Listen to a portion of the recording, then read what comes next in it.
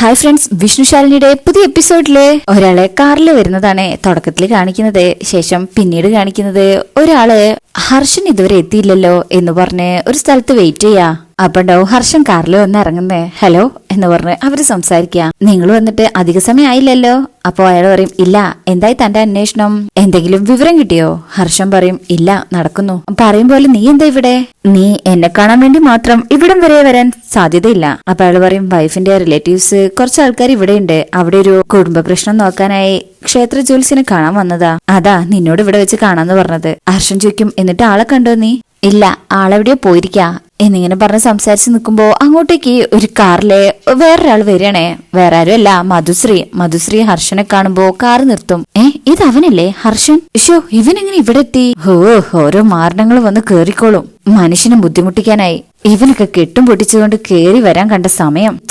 ആ കാർത്തിക എങ്ങനെ ഇവനെ കണ്ട ഞാൻ കളിച്ച കളികളെല്ലാം പുറത്താവുമല്ലോ എന്ന് വിചാരിച്ചിട്ട് അന്ന് കാർത്തിക ആ കൊറിയർ ബോയ് കൊണ്ടുവന്ന ഹർഷന്റെ വിവാഹം കഴിഞ്ഞ ഫോട്ടോസ് കണ്ട കാര്യങ്ങളും പിന്നീട് കാർത്തിക മധുശ്രീയെ വിളിച്ചതൊക്കെ ഇങ്ങനെ ആലോചിക്കാ.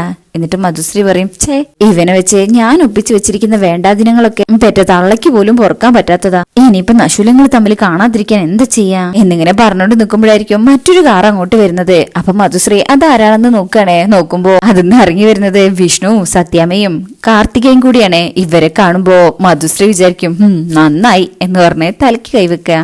ആരൊക്കെ തമ്മിൽ കാണരുതെന്ന് ആഗ്രഹിക്കുന്നോ അവരൊക്കെ ഓരോരുത്തരായിട്ട് വന്ന് കയറുന്നുണ്ട്. ഇപ്പോഴും കാർത്തികയും ഹർഷനും കണ്ടിട്ടില്ല. രണ്ടു കൂട്ടരും തിരിഞ്ഞു നിന്ന് സംസാരിക്കുകയാണേ. കാർത്തിക വിചാരിക്കും, ഇനിയിപ്പോ ആ ശാലിനി കൂടി വന്ന കോറം തികഞ്ഞു. ഇവൾമാർക്കൊന്നും വീട്ടിലൊരു പണിയുമില്ലേ? എന്റെ ഭഗവാനെ, നീ ഇതെന്ത് ഭാവിച്ചാ? ആ ഹർഷനും കാർത്തികയും തമ്മിൽ കണ്ട് സംസാരിച്ച ഇന്നത്തെ കല്യാണം തന്നെ നടക്കില്ല. അസ്ഥിക്ക് പിടിച്ച പ്രണയത്തിൽ നിന്നും ആ അസ്ഥി അറുത്തു മാറ്റിയതിന്റെ കഷ്ടപ്പാട് എനിക്ക് മാത്രമേ അറിയത്തുള്ളൂ. ഇന്ന് എങ്ങനെയാലും വേണ്ടില്ല അവർ തമ്മിൽ കാണരുത്. ഉടനെ എന്തെങ്കിലും ചെയ്തില്ലെങ്കിൽ സകല കള്ളങ്ങളും പൊളിയും. ഈശ്വര, ഒരാളും ചെയ്യാത്ത തറ കളികളാ ഞാൻ ചെയ്യാൻ പോകുന്നത്. ഒന്ന് സപ്പോർട്ട് ചെയ്തേക്കണേ, ബാക്കി പണി ഞാൻ എടുത്തോളാം എന്നിങ്ങനെ വിചാരിച്ച ശേഷം മധുശ്രീ വേഗം കാറിന്നിറങ്ങി ഭാമയുടെ അടുത്തേക്ക് ചെല്ല. ഭാമ ഇങ്ങനെ ഫോണിൽ സംസാരിച്ചുകൊണ്ടിരിക്കുകയാണല്ലോ. അപ്പോ മധുശ്രീ വന്നിട്ട് വയ്ക്കും, അല്ല സത്യമേ, എന്താ ഇവിടെ? അപ്പോ ഭാമ ആ കോള് കട്ട് ചെയ്യും. എന്നിട്ട് മധുശ്രീയോട് പറയും, ക്ഷേത്രത്തിലേക്ക് എന്തിനാ വരുന്നത്? ഇവിടെ തൊഴാനായിട്ട്. മധുശ്രീക്കും, അതിനെന്താ ഈ വഴിക്ക് കേറുന്നെന്നാ ഞാൻ ചോദിച്ചത്. കിഴക്കേ നടയിലൂടെ അല്ലേ കേറേണ്ടത്? ഇനി അതും പാടില്ലെന്നാണോ നീ പറഞ്ഞു വരുന്നത്? മധുശ്രീ പറയും, അയ്യോ, പാടില്ലെന്നല്ല, അതിന് ചില എളുപ്പ വഴികളൊക്കെ ഉണ്ടെന്ന് പറയായിരുന്നു. വിഷ്ണുവിന് മധുശ്രീ ഇഷ്ടമല്ലല്ലോ.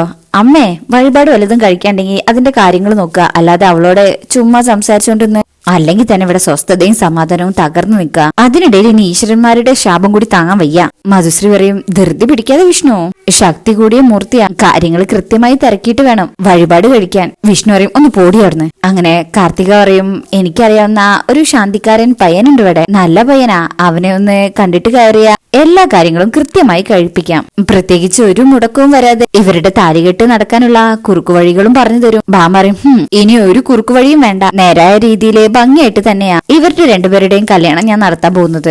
അതിനിവിടുത്തെ ഭഗവാന്റെ കടാക്ഷവും ഉണ്ട്. അതുകൊണ്ട് വഴി മുടക്കാനായിട്ട് ഒരാളും വരില്ല. അപ്പോ മധുശ്രീ വിചാരിക്കും, ആര് പറഞ്ഞു? തൊട്ടു മുന്നിൽ തന്നെ നിൽപ്പുണ്ട് നല്ല ഒന്നാന്തരം വഴിമുടക്കി. അവൻ കാർത്തികയെ കണ്ടു കഴിഞ്ഞാൽ വഴിയല്ല, ഇനി മുന്നിലുള്ള സകല പദ്ധതികളും അവൻ മുടക്കും, നല്ല ഭംഗിയായി മുടക്കും. അങ്ങനെ ആലോചിച്ചോണ്ടിരിക്കുമ്പോ ഭാമ പറയും, നിങ്ങൾ വാ, ശാന്തിക്കാരനൊക്കെ ഞാൻ കണ്ടോളാം എന്ന് പറഞ്ഞ് പോകാൻ തുടങ്ങുക. അവര് മൂന്ന് പേരും. അപ്പോഴും മധുശ്രീ പറയും, അല്ല സത്യമേ, ശരി, ശാന്തിക്കാരനെ കാണണ്ട, പക്ഷെ നേരായ വഴിയിലൂടെ ക്ഷേത്രത്തിലേക്ക് കയറാൻ പാടില്ലേ? ഭാമ പറയും, ഇതല്ലേ നേരായ വഴി. മധുശ്രീ പറയും, എന്നാര് പറഞ്ഞു? കുബേരന്റെ ദിക്കേതാ? വടക്ക് ദിക്കല്ലേ? അല്ല, നമ്മൾ എന്തിനാ ക്ഷേത്രത്തിൽ വരുന്നത്? സമ്പത്തും ഐശ്വര്യവും വരാൻ. കുബേരന്റെ വഴിയിലൂടെ കയറിയ അത് വർദ്ധിക്കല്ലേ ചെയ്യൂ. എന്താ സമ്പത്തും ഐശ്വര്യമൊക്കെ വേണ്ടെന്നുണ്ടോ? അപ്പൊ ഭാമറി, അല്ല, അത് വേണം. മധുശ്രീ, നാദാ ആ വഴിക്ക് പോയിക്കോ. ഇത് കേൾക്കുന്ന ഭാമറിയും, എന്നാ പിന്നെ ഇവള് പറയുന്ന സ്ഥലത്ത് കൂടെ കയറാം. വിഷ്ണുവിന് ഇങ്ങ് ദേഷ്യം വരും, എന്റെ അമ്മയ്ക്ക് ഇത് എന്തിന്റെ കേടാന്ന് ഇങ്ങനെ ചോദിക്കാൻ തുടങ്ങുമ്പോഴേക്കും ഭാമറിയും, ഇനിയിപ്പൊ അതായിട്ട് വേണ്ടെന്ന് വെക്കണ്ട. ഇങ്ങനെയൊക്കെ പറയുമ്പോ മധുശ്രീക്ക് നല്ല സന്തോഷമാവുന്നുണ്ട്. അങ്ങനെ ഭാമറിയും, വാ മോളെ എന്ന് പറഞ്ഞിട്ട് അവിടുന്ന് പോകാൻ തുടങ്ങും. എന്തെങ്കിലും ആവട്ടെ എന്ന് പറഞ്ഞ് വിഷ്ണു അങ്ങ് പോകും. ഈ സമയം മധുശ്രീ കാർത്തികയുടെ കൈ പിടിച്ചു വെക്കുക. കാര്യങ്ങളെല്ലാം എന്റെ വഴിക്ക് നടക്കുന്നത് കണ്ടോ? പറയുന്നത് കേട്ടു നിന്നാൽ ഗുണം കിട്ടുന്നത് നിനക്കാ. സ്മരണ വേണം, സ്മരണ, കേട്ടല്ലോ? കാർത്തിക എന്നിങ്ങനെ ഒരു താല്പര്യമില്ലാണ്ട പറയാ. അപ്പോഴേക്കും കാർത്തികേ എന്താ ഇവിടെ എന്ന് ഭാമ ചോദിക്കുമ്പോ, ഒന്നുമില്ല ദാ വരുന്നു എന്ന് പറഞ്ഞ് കാർത്തിക അവിടെ നിന്ന് പോകും. അവര് പോയി കഴിഞ്ഞാല് ഒന്ന് ആശ്വാസത്തിലെ മധുശ്രീ ഹർഷനെ നോക്കിക്കൊണ്ട് അവിടെ ഇങ്ങനെ നിൽക്കാണ്. അങ്ങനെ നിൽക്കുമ്പോഴായിരിക്കും മറ്റൊരു കാർ അങ്ങോട്ട് വരുന്നത്. നോക്കുമ്പോ ശാലിനിയെ കാണുന്ന മധുശ്രീ ഷോ എന്ന് പറഞ്ഞ് തലയ്ക്ക് കൈവച്ച് നിൽക്കുക. ശാലിനി ആണെങ്കിൽ കാറിന്ന് ഇറങ്ങി വരുമ്പോ ഒരു കോള് വരികയാണ്. അങ്ങനെ ശാലിനി ആ കോൾ എടുത്ത് സംസാരിക്കും. മധുശ്രീ വിചാരിക്കും ഒരു കാരണവശാലും ശാലിനി ഹർഷനെ കാണരുത്, കണ്ട കല്യാണവും മുടങ്ങും. വേണ്ടി വന്ന ഹർഷനെ കൊണ്ട് കാർത്തികയെ ഈ ക്ഷേത്രത്തിൽ വെച്ച് ശാലിനി കല്യാണവും നടത്തിക്കും. ഷോ ഇവന്മാരെന്താ പുരാണം പറഞ്ഞുകൊണ്ട് നിൽക്കുന്നത്? അതോ അവന്മാരുടെ ചാവടി എന്തരോ? വന്ന കാര്യം നടത്തിട്ട് പോവാതെ വെറുതെ മനുഷ്യനെ ബുദ്ധിമുട്ടിക്കാനായിട്ട് നിൽക്കുക എന്നിങ്ങനെ പിറുവിറുക്കുന്നുണ്ട്. ഇതേസമയം ശാലിനി ആ ഫോൺ കോളില് സംസാരിച്ചു കഴിഞ്ഞ് നടക്കാൻ തുടങ്ങുമ്പോ പെട്ടെന്ന് ഹർഷനെ കാണാണ്. ഹർഷനെ കണ്ട് ഒരു ഞെട്ടിലോടെ നിൽക്കുക. ശാലിനി ഹർഷനെ കാണുമ്പോ അത് മധുശ്രീക്ക് മനസ്സിലായി. മധുശ്രീ ഇപ്പൊ ആകെ പേടിച്ചിരിക്കുക. ശാലിനി ഹർഷൻ തേടി നടന്നവനെ കൺമുന്നിൽ തന്നെ കൊണ്ടുവന്ന് എത്തിച്ചല്ലോ, ഭഗവാനെ നന്ദി, ഇനി ഞാൻ കാര്യങ്ങൾ ഭംഗിയായി നീക്കിക്കോളാം എന്ന് പറഞ്ഞ് ശാലിനി അങ്ങ് നടക്കാൻ തുടങ്ങണേ. അങ്ങ് മുന്നോട്ട് നടക്കുമ്പോഴേക്കും വേറൊരു സ്ത്രീ മുന്നിലൂടെ ഇങ്ങോട്ട് നടന്നു വരുന്നുണ്ട്. അപ്പോഴേക്കും മധുശ്രീയും ഇടയിലൂടെ കയറി വന്നിട്ട് ഇവർ രണ്ടുപേരെ ഇടിക്കണേ. അങ്ങനെ ശാലിനിയും ആ സ്ത്രീയും മധുശ്രീയും കൂട്ടിയിടിക്കും. അവര് രണ്ടുപേരും വീഴും. സോറി എന്ന് പറഞ്ഞ് മധുശ്രീ അവിടെ നിൽക്കാണ്ട് പെട്ടെന്ന് തന്നെ ഓടിപ്പോവാ. അപ്പോഴേക്കും ദാസേട്ടനും അങ്ങോട്ട് വരുന്നുണ്ട്. ശാലിനി വീണ ഇത് കാണുമ്പോ അങ്ങനെ ശാലിനി പറയും സോറി ചേച്ചി, ഒന്നും പറ്റിയില്ലല്ലോ. ആ ചേച്ചി പറയും ഇല്ല, ആ ഓടിപ്പോയവളെ എന്റെ കയ്യിൽ കിട്ടിയാലുണ്ടല്ലോ. ശാലിനി ആ ചേച്ചിയെ പിടിച്ചെഴുന്നേൽപ്പിക്കണേ. അങ്ങനെ ആ ചേച്ചി അവിടുന്ന് പോകും. അങ്ങനെ ശാലിനി അവിടുന്ന് എഴുന്നേറ്റ് രാമേട്ടൻ ഫോൺ എടുത്ത് കൊടുക്കുമ്പോ അതൊക്കെ വാങ്ങിച്ച് ഹർഷനെ നോക്കുമ്പോ അവിടെ നിന്നെടുത്ത് ഹർഷനെ കാണുന്നില്ല. ശാലിനി അവർ നിന്നെടുത്തേക്ക് ഓടും. എന്നിട്ട് ആകെ സങ്കടത്തില് കൺമുന്നിൽ കണ്ടു കിട്ടിയിട്ടും അവന് നഷ്ടപ്പെട്ടല്ലോ ഈശ്വര, എന്തൊരു പരീക്ഷണ. എന്തായാലും ഈ ക്ഷേത്രം വിട്ടവൻ പോവാനായിട്ടില്ല എന്ന് പറഞ്ഞിട്ട് ശാലിനി അവിടെയൊക്കെ തിരയാണേ. ഇതിങ്ങനെ മധുശ്രീ ഒരു ഓട്ടോയുടെ സൈഡിൽ നിന്ന് നോക്കുന്നുണ്ട്. അങ്ങനെ ശാലിനി അവിടെയുള്ള സെക്യൂരിറ്റിയുടെ അടുത്ത് വന്ന് ചോദിക്കും അവിടെ നിന്ന് ആളെ കണ്ടിരുന്നോ? അയ്യോ സോറി മാഡം, ഞാൻ ശ്രദ്ധിച്ചിട്ടില്ല, അവരെ അവിടെ നിൽക്കുന്നത് കണ്ടായിരുന്നു. അപ്പൊ ശാലിനിയുടെ കയ്യിലുള്ള ഹർഷന്റെ ഫോട്ടോ എടുത്ത് കാണിച്ചു കൊടുക്കുക. ഇതാണ് ആള്, ചേട്ടന്റെ നമ്പർ ഇങ്ങ് തന്നെ, ഇയാളുടെ ഫോട്ടോ ഞാൻ സെൻഡ് ചെയ്യാം, ഇയാളെ കണ്ടാലുടൻ എന്നെ വിവരം അറിയിക്കണം എന്ന് പറയുമ്പോ അങ്ങനെ ഫോൺ നമ്പർ പറഞ്ഞു കൊടുക്കണേ. ഇതൊക്കെ മധുശ്രീ ഇങ്ങനെ അവിടെ നിന്ന് നോക്കുന്നുണ്ട്. അങ്ങനെ സെക്യൂരിറ്റി പറയും ശരി മാഡം എന്ന് പറഞ്ഞ് ആ ഫോട്ടോ നോക്കുകയാണ്. ഇതേ സമയം ശാലിനി വിചാരിക്കും എന്നാലും എന്തിനായിരിക്കും ആ മധുശ്രീ ഇങ്ങോട്ട് വന്നിരിക്കുന്നത് എന്നിങ്ങനെ ചിന്തിച്ചിട്ട് വിവരം കിട്ടിയ അറിയിക്കണേ എന്ന് പറഞ്ഞ് ശാലിനി ക്ഷേത്രത്തിലേക്ക് കയറി പോവാണ്. ഇതേ സമയം ഭാമയും വിഷ്ണുവും കാർത്തികയും ക്ഷേത്രത്തിനകത്തുണ്ടല്ലോ. അങ്ങനെ ഇവര് നടക്കുമ്പോ ഭാമ പറയും എടാ മോനെ, ഇവിടുത്തെ നടയിൽ വെച്ച് വിവാഹം കഴിക്കുമ്പോ ഇവിടെ ചെയ്യേണ്ട കുറെ വഴിപാടുകളുണ്ട്, ഞാനതൊന്ന് എഴുതിയിട്ട് വരാം. വിഷ്ണു മൈൻഡ് ചെയ്യാണ്ട് നിൽക്കും. അങ്ങനെ ഭാമ കാർത്തികയോടും പറഞ്ഞതിന് ശേഷം അവിടുന്ന് പോവാ. നല്ല സന്തോഷത്തിലാ കാർത്തിക നിൽക്കുന്നത്. വിഷ്ണുവിന്റെ നോട്ടം കാണുമ്പോ തലതാഴ്ത്തി നിൽക്കും. അങ്ങനെ ഇവരിവിടെ നിൽക്കുന്ന സമയത്തായിരിക്കും മധുശ്രീ അങ്ങോട്ട് വരുന്നത്. മധുശ്രീ നോക്കുന്ന സമയത്തുണ്ടാവും വഴിപാട് കൗണ്ടറിന്റെ അവിടെ ഹർഷൻ നിൽക്കുന്നേ. അയ്യോ ഹർഷൻ, ഇവര് തമ്മിൽ കണ്ട കുഴപ്പാവല്ലോ എന്ന് പറഞ്ഞിട്ടാ കാർത്തിക നിൽക്കുന്നത്. അങ്ങനെ ഹർഷൻ വഴിപാട് കഴിക്കുന്നതിന്റെ തൊട്ടടുത്താണ് ഭാമ വന്ന് നിൽക്കുന്നത്. ഭാമയ്ക്ക് ഹർഷനെ പരിചയമില്ലല്ലോ. അങ്ങനെ ഭാമ നിൽക്കണേ. വെയിറ്റ് ചെയ്തുകൊണ്ട് നിൽക്കുമ്പോൾ ചുറ്റിലും നോക്കും. അവിടെ ഉണ്ടാവും വിഷ്ണുവിന്റെയും കാർത്തികയുടെയും ഫോട്ടോ വെച്ചിട്ടുള്ള കല്യാണ ഫ്ലെക്സ്. അത് കാണുന്ന ഭാമയ്ക്ക് സന്തോഷാവും. അതിന്റെ അടുത്തേക്ക് പോയി നോക്കും. എന്നിട്ട് വിഷ്ണു ഇങ്ങ് വന്നേ എന്ന് വിളിക്കുമ്പോ വിഷ്ണു ഇഷ്ടമില്ലെങ്കിലും ഭാമയുടെ അടുത്തേക്ക് ചെല്ലണേ. അങ്ങനെ കാർത്തിക അവിടെ ഇങ്ങനെ നിൽക്കുക. ഹർഷൻ വഴിപാട് കഴിച്ച് അങ്ങോട്ട് നടന്നു പോകണ്ടേ കാർത്തിക നിൽക്കുന്ന അവിടേക്ക്. ഇതേസമയം വിഷ്ണു ഭാമയുടെ അടുത്തെത്തുമ്പോ ഭാമ ഇതേ നോക്ക് വിഷ്ണു എന്നിങ്ങനെ നല്ല സന്തോഷത്തില് അത് കണ്ട് കാണിച്ചു കൊടുത്തുകൊണ്ട് പറയാ. അങ്ങനെ കാർത്തികയെ അങ്ങ് പോകാൻ തുടങ്ങുമ്പോഴേക്കും കാർത്തികേ എന്ന് വിളിച്ച് മധുശ്രീ വരും. അങ്ങ് വന്ന് പിടിച്ചു വെക്കുമ്പോ എന്താ? അപ്പൊ മധുശ്രീ അറിയും അല്ല നീ ചന്ദനം തൊട്ടോന്ന് അറിയാൻ വേണ്ടി വിളിച്ചതാ. പിന്നെ ഐക്യമധ്യ പുഷ്പാഞ്ജലി കഴിച്ചോ? കാർത്തിക അറിയും ഇല്ല. അപ്പോഴേക്കും ഹർഷൻ കാർത്തികയുടെ തൊട്ടടുത്തൂടെ ഇങ്ങനെ പോകുന്നുണ്ട്. മധുശ്രീ പേടിച്ചോണ്ട് കാർത്തിക അങ്ങോട്ട് തിരിയാതിരിക്കാൻ വേണ്ടി പിടിച്ചു വെക്കുക. എങ്കിലേ അത് 10 ചെയ്യണം. കാർത്തിക് മനസ്സിലാവുന്നില്ല. അങ്ങനെ മധുശ്രീ പറയും വല്ലവളും മനസ്സ് കൊണ്ട് നടക്കുന്നവനെ കെട്ടണമെങ്കിലേ 10 അല്ല 10,000 കഴിപ്പിക്കണം. അവളവന്റെ മനസ്സിന്ന് പോയാലല്ലേ നിനക്ക് അവിടെ കേറാൻ പറ്റൂ, അതിനാ. അപ്പോഴേക്കും ഹർഷൻ അപ്പുറത്ത് നിന്ന് തൊഴുത് അവിടെ നിന്ന് ഇങ്ങനെ നടന്നു പോവാണേ. അപ്പോഴേക്കും ഭാമ വിളിക്കും എന്താ കാർത്തിക അവിടെ? ഒന്നുമില്ല സത്യമേ. ഭാമ പറയും എങ്കിലും ഇങ്ങോട്ട് വാ വന്നേ. അങ്ങനെ കാർത്തിക പോകാൻ തുടങ്ങുമ്പോ മധുശ്രീ പറയും ദേ ഭാവി അമ്മായിയമ്മ തേനൂർന്ന വിളിക്കുന്നു, ചെല്ലേ ചെന്നത് കാണ്, നിന്റെയും വിഷ്ണുവിന്റെയും കെട്ടുകാഴ്ചയുടെ ഫ്ലെക്സാ, ചെല്ലേ. അങ്ങനെ കാർത്തിക അവിടുന്ന് പോകും. കാർത്തിക ഒരു വഴിക്കും ഹർഷം മറ്റു വഴിക്കും പോയപ്പോ മധുശ്രീക്ക് സമാധാനാവും. ഹോ തൽക്കാലം രക്ഷപ്പെട്ടു എന്നിങ്ങനെ പറയണ്ടേ. അങ്ങനെ ഹർഷനാണെങ്കിൽ ഈ സമയം ഒരു കോള് വന്ന് അത് സംസാരിച്ചുകൊണ്ട് നിൽക്കാണ് അവിടെ. വിഷ്ണു അവിടെ ഇങ്ങനെ ദേഷ്യത്തിലാ നിൽക്കുന്നത്. ഭാമ കാർത്തികയോട് പറയും ഇത് കണ്ടോ? കാർത്തികയ്ക്ക് ഇത് കാണുമ്പോ നല്ല സന്തോഷാവും. ഭാമ പറയും ക്ഷേത്ര കമ്മിറ്റിക്കാര് വെക്കുന്നതാ, അവരുടെ ക്ഷേത്ര ഓഡിറ്റോറിയത്തിൽ വെച്ച് നടക്കുന്ന വിവാഹങ്ങൾക്കെല്ലാം അവരിങ്ങനെ വെക്കാറുണ്ട്, നന്നായിട്ടില്ലേ? വിഷ്ണു പറയും ഇതൊക്കെ ചെയ്യാൻ അമ്മയോട് ആരാ പറഞ്ഞത്? മനുഷ്യന് വെറുതെ നാണം കെടുത്താനായിട്ട്. എന്നാ പിന്നെ അമ്മ ഒരു കാര്യം ചെയ്യ്, പൂമാല ഇടിപ്പിച്ച് ബാൻഡ് മേളൊക്കെ വെച്ച് ഒരു ഘോഷയാത്ര ഇങ്ങനെ നടത്തായിരുന്നില്ലേ? ഭാമാറിയും എടാ ഇത് ഇവിടെ ഇവര് ചെയ്യുന്നതാ, ഞാൻ പറഞ്ഞ ചേച്ചൊന്നും അല്ല. വിഷ്ണുക്കും ഇനിയിപ്പോ ഇവിടെ ഇതുപോലെ എന്തെങ്കിലും ചടങ്ങുണ്ടാ? ഭാമാറിയും ഇനിയുള്ള ചടങ്ങൊക്കെ അങ്ങ് മണ്ഡപത്തിലാ, നമുക്ക് അങ്ങോട്ട് പോവാം. അതിനു മുമ്പ് ഞാൻ ആ രസീത് ഒന്ന് വാങ്ങിച്ചോണ്ട് വരട്ടെ എന്ന് പറഞ്ഞ് ഭാമ പോവും. വിഷ്ണു അപ്പോഴും കാർത്തിക് ഇങ്ങനെ ദേഷ്യത്തിൽ നോക്കുന്നുണ്ട്. ഒന്നും ചെയ്യാൻ പറ്റില്ലല്ലോ. അങ്ങനെ വിഷ്ണു അറിഞ്ഞു പോവാ. സമയം ശാലിനി ക്ഷേത്രത്തിലേക്ക് കയറിയിട്ടുണ്ടല്ലോ. അവിടെ ഇപ്പോഴും നടക്കുമ്പോ ഹർഷനെ തെരഞ്ഞോണ്ടാ ശാലിനി ഇങ്ങനെ നടക്കുന്നത്. ശാലിനി അങ്ങോട്ട് വരുമ്പോഴേക്കും ഭാമ അവിടുന്ന് വഴിപാട് കൗണ്ടറിന്ന് രസീതൊക്കെ വാങ്ങിച്ചു പോയിട്ടുണ്ട്. ഭാമ പോകുമ്പോ ശാലിനി അവിടേക്ക് വരും. കൗണ്ടറിലെ ആളോട് പറയും നമസ്കാരം, ഞാൻ ഡിസ്ട്രിക്ട് കളക്ടറാണ്. എന്താ മാഡം? ശാലിനി പറയും എനിക്ക് ഒരാളെ തിരക്കാനുണ്ട്, അയാളുടെ പേരൊന്ന് വിളിച്ചു പറയാമോ? ഓ പറയാലോ, എന്താ അയാളുടെ പേര്? ശാലിനി പറയും ഹർഷൻ. ഇവിടെ എവിടെയോ ആളുണ്ട്, ഞാൻ കണ്ടതാ. ഈ സമയം ഹർഷൻ ഇപ്പോ ക്ഷേത്രത്തിൽ നിന്ന് പുറത്തിറങ്ങി കാറിൽ വന്നിരുന്ന് ഫോണിൽ സംസാരിക്കുക. ഈ സമയം ശാലിനി കൗണ്ടറിലെ അയാളോട് വിളിച്ചു പറയാൻ പറഞ്ഞിട്ടുണ്ടല്ലോ. ഇതേ സമയം കാർത്തിക് അവിടെ ഇങ്ങനെ ഫോൺ നോക്കി നിൽക്കുമ്പോ മധുശ്രീ അങ്ങോട്ട് വരും. എന്നിട്ട് പറയും അപ്പൊ നമ്മൾ വിചാരിച്ചതുപോലെ തന്നെ കാര്യങ്ങൾ നടക്കുകയാണല്ലേ. ഇത് കേൾക്കുമ്പോ കാർത്തിക് ഇങ്ങനെ നാണത്തില് നല്ല സന്തോഷത്തില് ചിരിച്ചു നിൽക്കണേ. വിഷ്ണു ഇങ്ങനെ അപ്പുറത്തെ സൈഡില് ദേഷ്യത്തിലാണ് നിൽക്കുന്നത്. അപ്പോഴായിരിക്കും ഹർഷൻ എന്ന പേരുള്ള ആൾ ഇവിടെ എവിടെയെങ്കിലും ഉണ്ടെങ്കിൽ ഉടനെ കമ്മിറ്റി ഓഫീസിലേക്ക് വരേണ്ടതാണ് എന്നുള്ള അനൗൺസ്മെന്റ് കേൾക്കുന്നത്. വീണ്ടും വീണ്ടും ഇത് പറയുമ്പോ കാർത്തിക അങ്ങ് ഞെട്ടും. കാർത്തിക ചുറ്റും നോക്കാ. ഈ പേര് കേൾക്കുന്ന വിഷ്ണു ഇങ്ങനെ ഒരു ഞെട്ടിലോടെ നിൽക്കാണ്. കാർത്തികയുടെ മുഖത്തെ ഭാവമാറ്റം മധുശ്രീ ശ്രദ്ധിക്കുന്നുണ്ട്. ഹർഷൻ എന്ന് കാർത്തികനെ പറയുമ്പോ മധുശ്രീ നിന്റെ കാമുകന് മാത്രാണോ ഹർഷൻ എന്നുള്ള പേരുള്ളത്? വേറെ ആർക്കും ഇല്ലേ? കാർത്തിക വീണ്ടും പഴയതുപോലെ ആയി തുടങ്ങാ. മധുശ്രീ പറയും കാർത്തികേ, നീ ആദ്യം നിന്റെ മനസ്സിൽ ആ പേര് മായ്ച്ചു കളാ. ഹർഷനാണെങ്കിൽ കാറില് ഇരുന്ന് ഫോൺ ചെയ്യുന്നത് കാരണം ഇത് ശ്രദ്ധിക്കുന്നില്ല. മധുശ്രീ മനസ്സിൽ വിചാരിക്കും അവളപ്പം നന്നായിട്ട് പണിയെടുക്കുന്നുണ്ട്. പക്ഷേ നടക്കില്ല. ഹർഷനെ നീ കാണില്ലെന്ന് തീരുമാനിച്ചിരിക്കുന്നത് ഈ മധുശ്രീയാ. നീ ഇനി എങ്ങനെയൊക്കെ കിടന്ന് തലകുത്തി മറിഞ്ഞാലും ഈശ്വരന്റെ കടാക്ഷം ഇന്ന് എനിക്ക് വേണ്ടുവോളം ഉള്ളപ്പോ ഒരു പണിയും നടക്കില്ല എന്റെ മോളെ. കാർത്തിക് പറയും അല്ല മധുശ്രീ. മധുശ്രീ പറയും എടോ കാർത്തികേ, അത് നിന്റെ ഹർഷനൊന്നും ആയിരിക്കില്ല.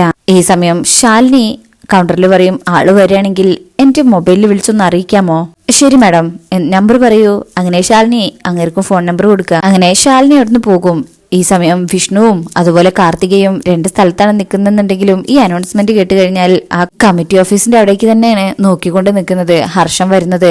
ഈ സമയം ശാലിനി അവിടുന്ന് പോകുന്നു. ശാലിനി അവിടുന്ന് ഇങ്ങനെ വരുമ്പോഴായിരിക്കും വിഷ്ണു അവിടെ നിൽക്കുന്നത് കാണുന്നത്. രണ്ടുപേരും കണ്ണിലേക്ക് നോക്കി ഇങ്ങനെ നിൽക്കും. ശാലിനി വിഷ്ണുവിന്റെ അടുത്തേക്ക് ചെല്ലാ. ശാലിനി താൻ ഒരുപാട് ഓടുന്നുണ്ടെന്നറിയാം. ശാലിനി പറയും ഓടാതെ പറ്റില്ലല്ലോ വിഷ്ണുവേട്ടാ, അവസാനമായിട്ടുള്ള ശ്രമ. വിഷ്ണു പറയും എടോ ഞാനും ശ്രമിക്കുന്നുണ്ട്. ശാലിനി പറയും എല്ലാത്തിനും ഒരു തീരുമാനം ഉണ്ടാവുമായിരുന്നു, പക്ഷേ അതും നഷ്ടപ്പെട്ടു. അല്ലെങ്കിലും നഷ്ടങ്ങളെല്ലാം എനിക്കായിരുന്നല്ലോ, നഷ്ടപ്പെടുന്നതും എനിക്ക് തന്നെ. വിഷ്ണുക്കും അപ്പൊ എനിക്ക് സങ്കടമില്ലെന്നാണോ താൻ പറയുന്നത്? മറ്റുള്ളവരുടെ സങ്കടങ്ങൾക്ക് കാണിക്കുന്ന പരിഗണന എന്റെ കാര്യത്തില് വിഷ്ണുവേട്ടൻ കാണിക്കുന്നില്ല. ഞാൻ എന്റെ സങ്കടങ്ങള് എന്നോട് തന്നെയല്ലേ പറയാറ്? അത് വിഷ്ണുവേട്ടൻ കേൾക്കണമെന്ന് പോലും ഞാൻ പറയാറില്ല. വിഷ്ണുവേട്ടാ ഞാനൊന്ന് ചോദിച്ചോട്ടെ, എന്നെ തൃപ്തിപ്പെടുത്താനായിട്ട് ഒരു ഉത്തരം പറയരുത്.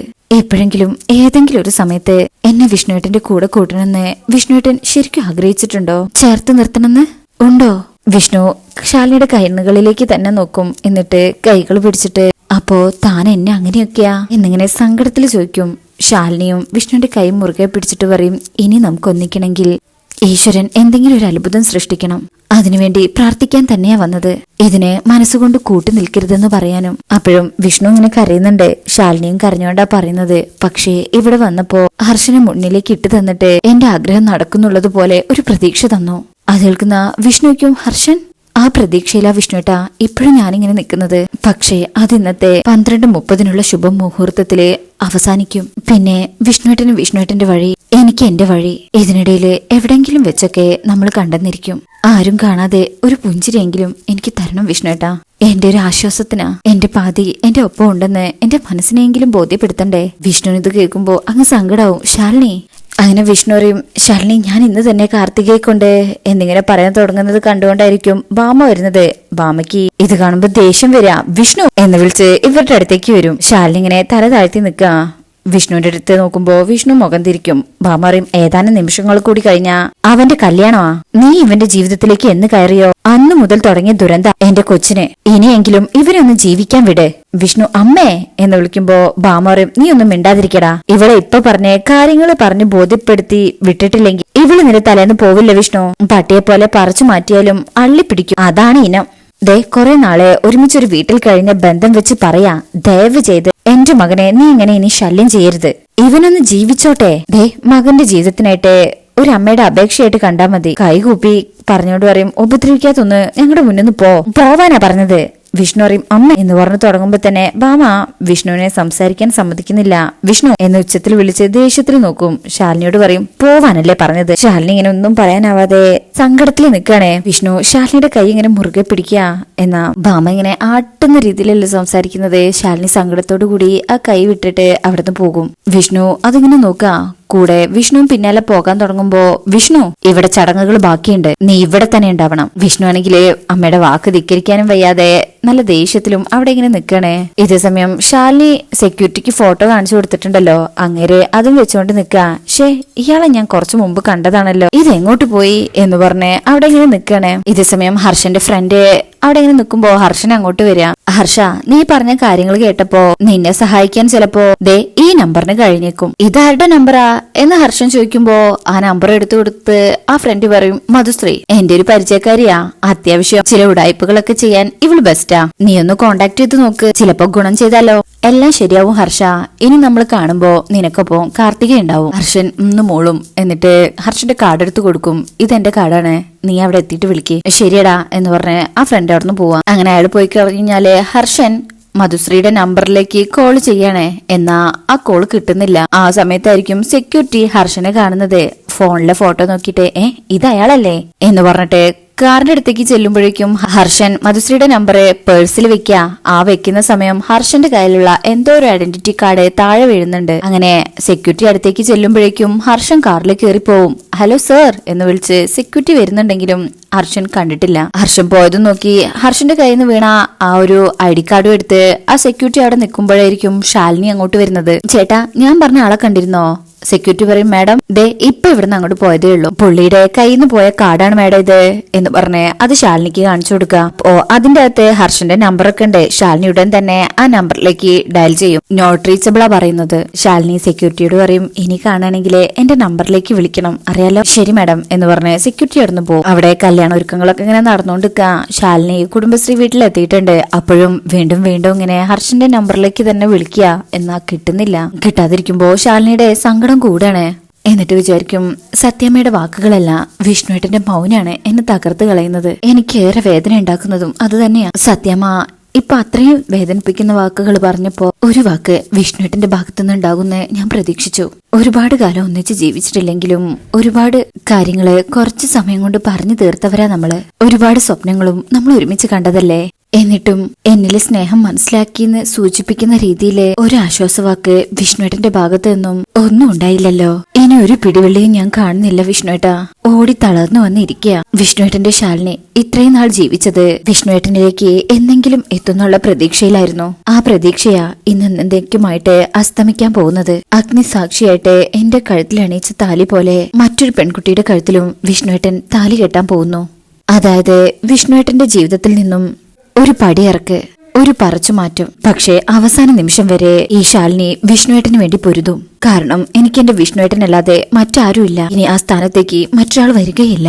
അതെന്റെ വിശ്വാസ എന്നൊക്കെ ഇങ്ങനെ കരഞ്ഞുകൊണ്ട് വിചാരിക്കുക. ശേഷം വീണ്ടും ഹർഷന്റെ നമ്പറിലേക്ക് വിളിക്കുക. അപ്പോഴും കിട്ടില്ല. എന്നാലും ശാലിനി പറയും എന്നാലും പ്രതീക്ഷയിലാണ്.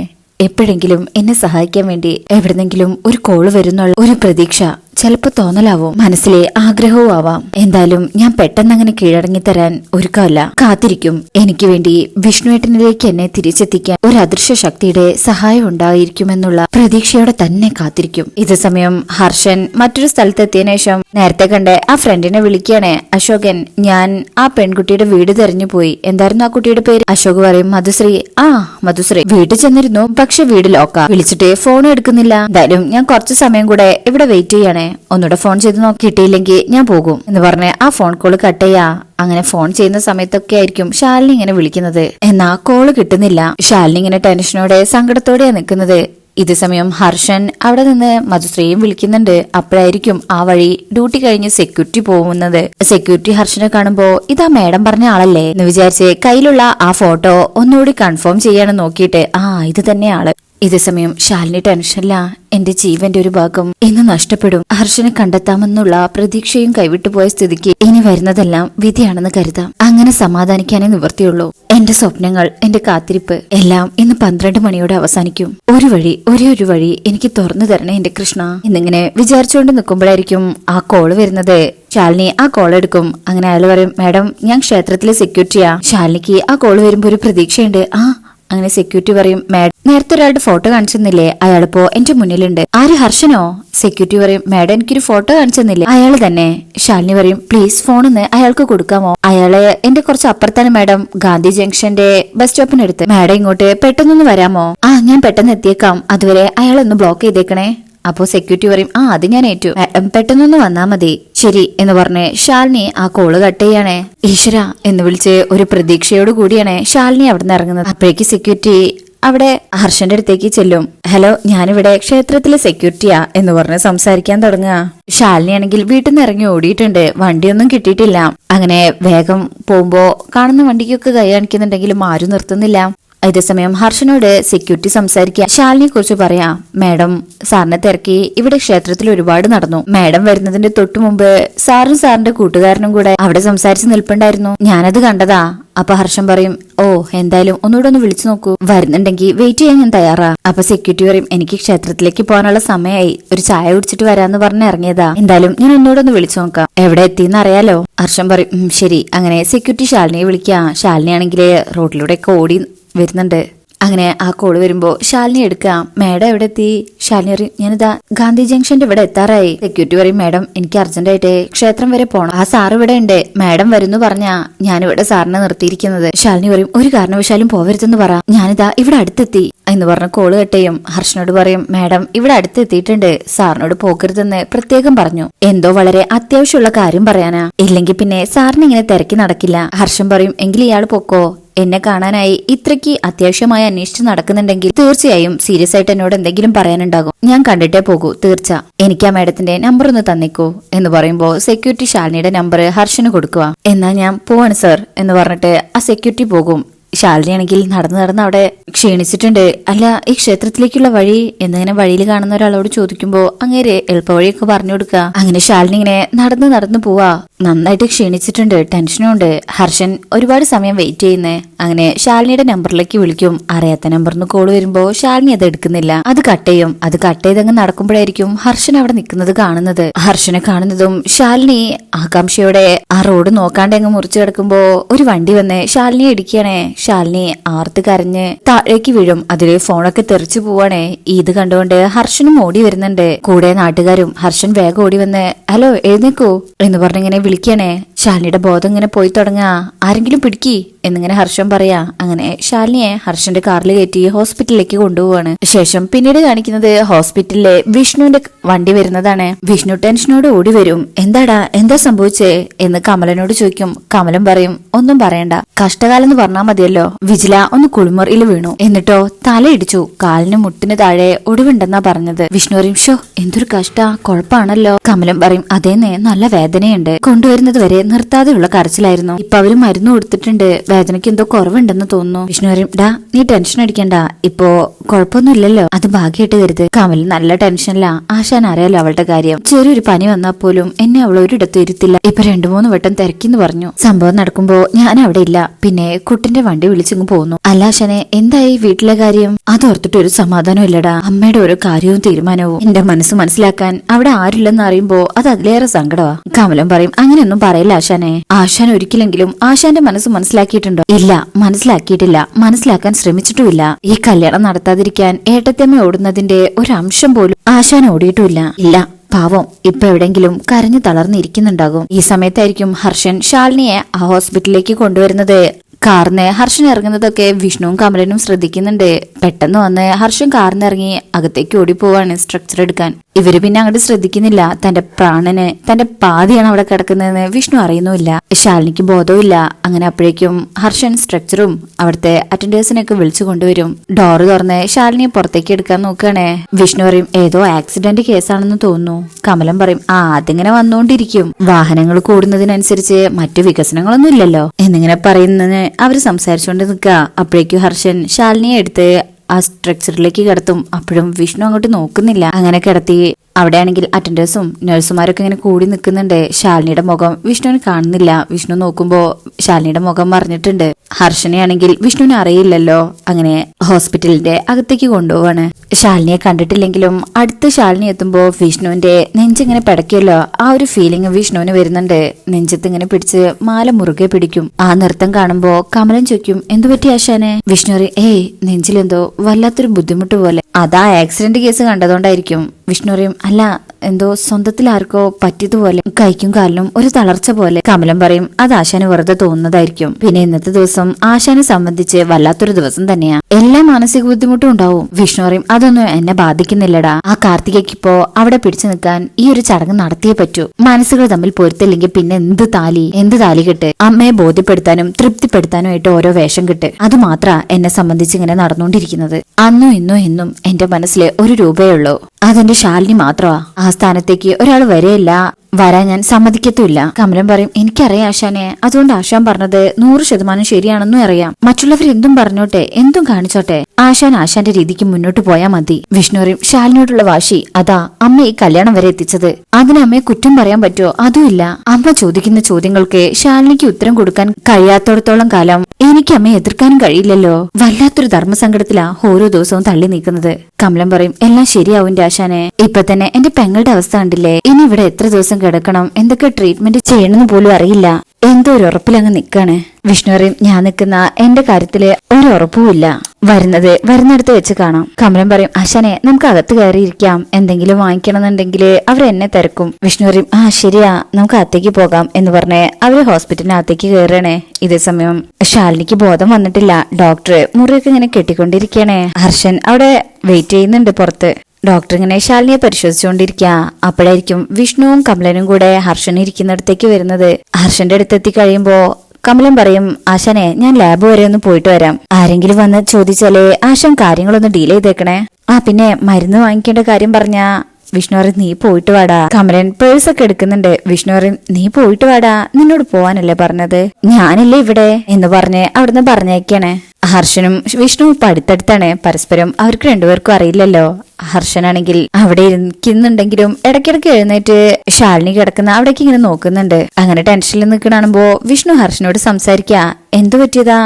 ഹർഷൻ പറയും, ഒരു ആക്സിഡന്റ് കേസാ, കൂട്ടത്തിൽ ആരുമില്ല, തന്റെ പ്രാണനാണ് അവിടെ കിടക്കുന്നതെന്ന് വിഷ്ണു അറിഞ്ഞിട്ടില്ല. ഓ എന്ന് പറഞ്ഞ് വിഷ്ണു ഇങ്ങനെ അങ്ങോട്ട് നോക്കുന്നുണ്ട്. ശാലിനിയെ കാണുന്നൊന്നുമില്ല. അപ്പോ ഇങ്ങനെയൊക്കെയാണ് ഈ ഭാഗത്തുള്ളത്. ഉടൻ തന്നെ അവരെ മനസ്സിലാക്കുമെന്ന് നമുക്ക് പ്രതീക്ഷിക്കാം. അപ്പോൾ ഇന്നത്തെ റിവ്യൂ ഇഷ്ടപ്പെട്ടിട്ടുണ്ടെങ്കിൽ ചാനൽ എല്ലാവരും ഒന്ന് ലൈക്ക് ചെയ്ത് സബ്സ്ക്രൈബ് ചെയ്ത് സപ്പോർട്ട് ചെയ്തേക്കണേ. താങ്ക്